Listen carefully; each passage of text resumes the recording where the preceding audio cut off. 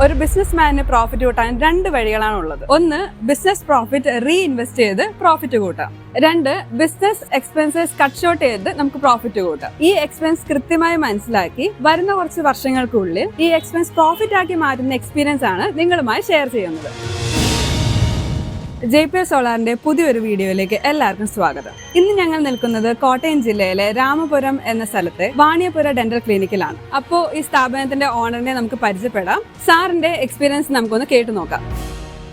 എൻ്റെ പേര് doctor Manoj manual. ഞാൻ 28 വർഷമായിട്ട് ഗ്രാമപുരത്ത് വാണിയപുര ദന്താശുപത്രി എന്ന് പറയുന്ന സ്ഥാപനം നടത്തുന്ന വ്യക്തിയാണ്. അപ്പോൾ ഈ കഴിഞ്ഞ 28 വർഷമായിട്ട് നടത്തുന്ന എൻ്റെ സ്ഥാപനത്തിൽ ഒരു ബില്ലിൻ്റെ ഇതെന്ന് പറയുമ്പം ഒരു 12,000 രൂപയ്ക്കും 12,000 രൂപയ്ക്കും ഇടയ്ക്കുള്ള ബില്ല് സാധാരണ രീതിയിൽ വരാറുണ്ട്. അപ്പോൾ അങ്ങനെ ഞാൻ ആലോചിച്ച് നോക്കിയപ്പോൾ ആ ചെലവിനെ ഒന്ന് ചുരുക്കാനുള്ള ഒരു പോംവഴി ഞാൻ ആലോചിച്ചുകൊണ്ടിരിക്കുകയായിരുന്നു. ആ അവസരത്തിലാണ് എൻ്റെ ഒരു ഫ്രണ്ട് JPL എന്ന് പറയുന്ന എനർജി സൊല്യൂഷൻസിനെ പറ്റി എന്നോട് റെക്കമെൻഡ് ചെയ്യും.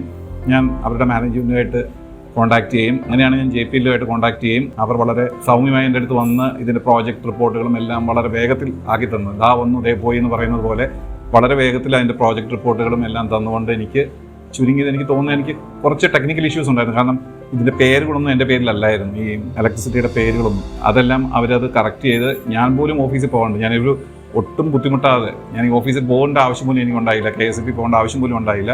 അവരുടെ മാനേജ്മെൻറ്റ് തന്നെ KSBയുടെ ഓഫീസിൽ പോയി ആ പേപ്പർ വർക്കുകളെല്ലാം ചെയ്ത് എനിക്ക് പെട്ടെന്ന് തരികയും ഏകദേശം എനിക്ക് തോന്നുന്നു 12-13 ദിവസത്തിനുള്ളിൽ അത് ആ പ്രൊജക്റ്റ് കമ്മീഷൻ ചെയ്ത് തരികയും ചെയ്തു. അപ്പോൾ എനിക്ക് യാതൊരു വിധത്തിലുള്ള ബുദ്ധിമുട്ടുകളും ഇവരുടെ ഭാഗത്തുനിന്നും ഉണ്ടായില്ല. വളരെ നീറ്റായിട്ട് എല്ലാം അതിൻ്റെ മീറ്ററുകളും എല്ലാം വളരെ കൃത്യമായിട്ട് മറ്റ് തടസ്സങ്ങളൊന്നും ഇല്ലാത്ത രീതിയിൽ തന്നെ വെച്ച് പ്രവർത്തിപ്പിച്ച് എനിക്ക് കമ്മീഷൻ ചെയ്ത് തരികയും ചെയ്തു. എൻ്റെ പ്രൊഡക്ഷൻ എന്ന് പറയുന്നത് ശരിക്കും 15 kVയാണ് ഞാൻ കൊടുത്തിരുന്നത്.